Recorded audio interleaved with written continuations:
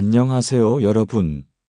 오늘은 성경 큐티 묵상, 특히 말라기 2장 17절에서 3장 12절까지의 내용을 함께 살펴보려고 합니다.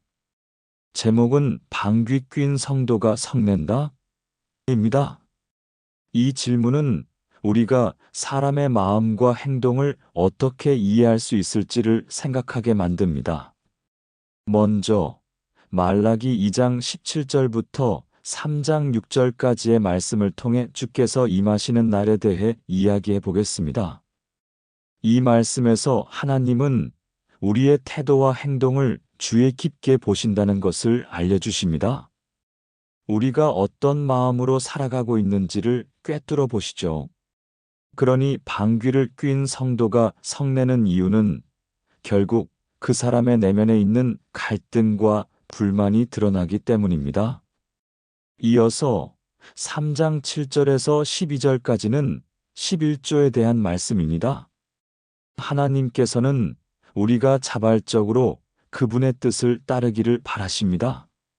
11조는 단순한 의무가 아니라 하나님과의 관계를 깊게 하기 위한 중요한 행위입니다. 우리가 이 말씀을 통해 깨달아야 할 것은 하나님께서 우리에게 요구하시는 것이 단순한 외적인 순종이 아니라는 점입니다. 즉, 하나님은 우리가 능동적이고 자발적으로 그분의 뜻을 따르기를 원하십니다. 이는 곧 사랑의 표현이기도 하죠. 그렇다면 사람을 꿰뚫어 보는 법은 무엇일까요? 인간이 하나님을 괴롭게 해놓고 하나님께 왜 괴로움을 주시느냐고 반문하는 모습은 참 아이러니합니다. 마치 누군가가 자신의 행동으로 친구를 아프게 해놓고 오히려 그 친구에게 왜 슬퍼하느냐고 묻는 것과 같습니다. 우리는 종종 하나님이 느끼시는 고통을 이해하지 못합니다. 그 이유는 간단합니다. 우리는 하나님에 대해 생각하기보다는 오로지 자기 자신만을 바라보는데 집중하기 때문입니다. 이처럼 자기 중심적인 사고는 우리에게 여러 가지 오해를 불러일으킵니다. 예를 들어, 우리가 너무 깊이 자기 생각에 빠지면 주변 사람들의 감정이나 상황을 이해하지 못하게 됩니다. 이건 마치 거울 속에 나만 바라보느라 주변의 풍경이 전혀 보이지 않는 것과 같습니다. 결국 이렇게 자기 중심적으로 살아가다 보면 심리적인 문제나 갈등이 생기기도 합니다. 우리는 서로 연결되어 있는 존재입니다. 하나의 나무에서 나뭇가지가 뻗어나가듯 우리의 행동은 다른 사람에게도 영향을 미칩니다. 그렇기에 하나님을 괴롭게 하지 않기 위해서는 먼저 나 자신을 돌아보고 주변을 살피는 것이 중요합니다. 이런 점에서 우리가 하나님과의 관계를 깊게 하기 위해서는 자기 성찰이 필수적입니다. 자기 생각에 매몰된 사람들은 이기심이 극도로 발달하게 됩니다.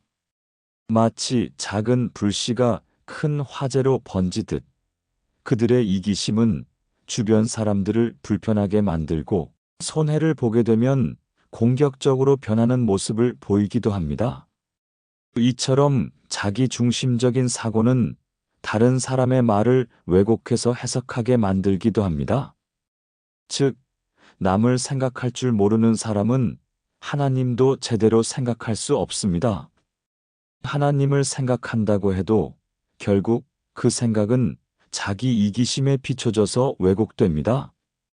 이런 사람들은 인간관계에서 끊임없이 갈등과 괴로움을 경험하게 됩니다. 이것은 오묘한 섭리입니다.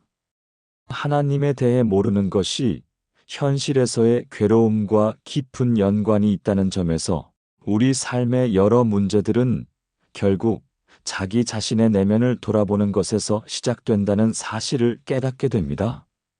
하나님을 온전히 생각한다는 것은 나의 육신적인 이기심을 완전히 내려놓고서 하나님을 떠올리는 것을 의미합니다.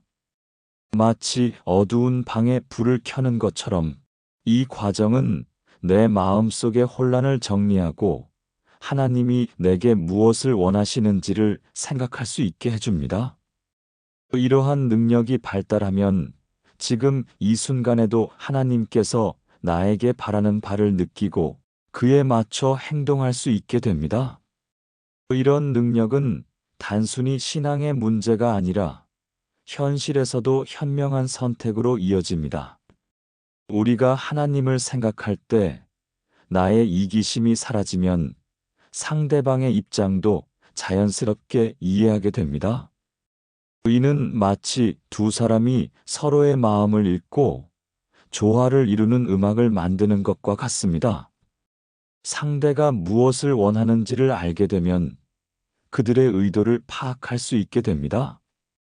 결국 이러한 능력은 인간 관계에서 더욱 깊은 이해와 공감을 가능하게 한다는 사실을 알게 됩니다.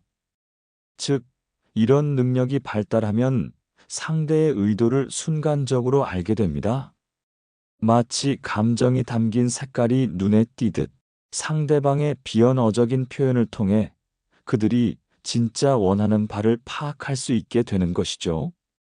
하지만 여기서 주의해야 할 점이 있습니다. 가끔 어떤 사람들은 자신이 상대방의 의도를 꿰뚫어 볼 수 있다고 착각합니다. 이런 생각은 매우 위험한데, 왜냐하면 자신을 우상화하게 되고 교만해질 수 있기 때문입니다. 교만함이 커질수록 상대에 대한 이해는 줄어들고 오히려 오해가 쌓이게 됩니다. 즉, 몇 번은 상대의 의도를 정확히 파악할 수 있지만 그 빈도는 점점 줄어들게 됩니다.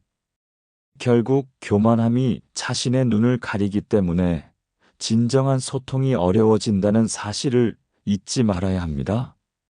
교만함이 커진 사람은 자신의 눈이 가려졌다는 사실조차 인지하지 못합니다. 마치 안개 속에서 길을 잃은 것처럼 그들은 자신이 옳다고 믿는 생각에 사로잡혀 있습니다. 이런 상태에서는 주변의 상황이나 사람들을 제대로 바라보지 못하게 되죠. 사실 사람과 상황을 제대로 이해하기 위해서는 겸손한 자세가 필요합니다. 겸손은 마치 투명한 유리창과 같아서 그 덕분에 우리는 더 잘 볼 수 있습니다. 겸손이 없으면 오해와 왜곡이 생기기 쉽고 그 결과로 우리는 진실을 놓치게 됩니다. 하지만 오늘 이야기할 백성들은 하나님 앞에서 겸손을 찾아보기 어렵습니다.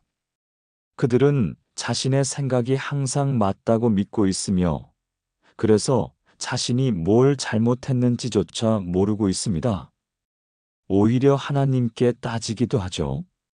우리에게 괴로운 일이 닥쳤을 때 우리는 하나님께 왜 이런 시련을 주셨냐고 반문하거나 따지기보다는 먼저 자신을 돌아보는 것이 중요합니다. 마치 거울을 보고 내 모습이 어떤지 살펴보듯 우리도 우리의 행동과 마음가짐을 점검해야 합니다. 그런 자기 반성을 통해 회개할 부분을 찾아야 합니다. 또한 우리는 하나님이 우리를 선으로 이끌고자 하시는 그 뜻과 의도를 찾는 노력이 필요합니다. 하나님께서 제시하신 길 위에 올라서는 것이야말로 우리가 진정으로 살아가는 길입니다. 하나님의 뜻을 따르는 길은 우리에게 평화와 기쁨을 가져다 주는 길이기도 하죠. 괴로운 일이 닥쳤을 때 우리는 하나님께 불평하기보다는 먼저 자신을 돌아보아야 한다고 말씀드렸습니다. 이런 자기 반성을 통해 우리는 진정한 회개를 할 수 있게 됩니다. 마치 어두운 방에서 불을 켜고 숨겨진 것들을 드러내는 것처럼 하나님이 우리에게 주신 시련은 우리의 내면을 밝히고 그 안에서 우리가 무엇을 고쳐야 할지를 깨닫게 해줍니다. 하나님의 뜻을 따르는 길이 바로 우리가 살아가는 길이라는 점 잊지 마세요. 우리의 삶이 하나님과 함께하는 여정이 된다면 그 길에서 우리는 더 큰 평안과 기쁨을 경험할 수 있습니다. 이제 이러한 마음으로 기도문을 통해 하나님께 나아가고자 합니다. 축복과 은혜가 많으신 하나님을 찬양합니다. 오늘도 하나님 말씀을 살펴볼 수 있게 해주심에 감사합니다. 저 또한 하나님보다 제 육신적인 관점에서 바라보는 경우가 많았음을 고백합니다. 제가 하나님을 괴롭게 한 것보다 저의 괴로움만 보며 기도를 했습니다. 이런 저를 용서해 주시옵소서. 저의 괴로움보다 하나님의 괴로움을 먼저 볼 수 있게 하시옵소서. 우리가 우리 죄와 잘못을 먼저 깨닫게 하소서. 그로 인해서 우리의 괴로움을 기도하기보다 하나님의 괴로움을 기도하게 하소서. 성경 말씀을 통해 하나님의 섭리를 이해하고 실생활에서 실천할 수 있게 하소서. 그로 인해서 하나님을 실감하는 우리가 되게 하소서. 오늘도 우리의 기도를 들어주셔서 감사합니다. 아멘.